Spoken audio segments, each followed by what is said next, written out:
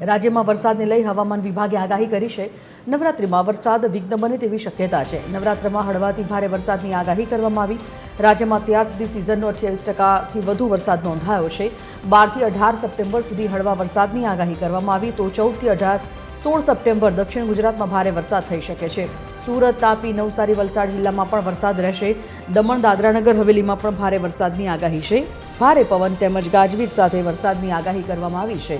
અમદાવાદ શહેરમાં હળવા વરસાદની સંભાવના તો સાયક્લોનિક સર્ક્યુલેશન અને લો પ્રેશર સિસ્ટમ સક્રિય થવાને કારણે ચોમાસાની વિદાય 15 સપ્ટેમ્બરથી થશે। રાજસ્થાનથી શરૂ થશે। રાજ્યના કેટલાક જિલ્લાઓમાં વરસાદ થઈ શકે છે।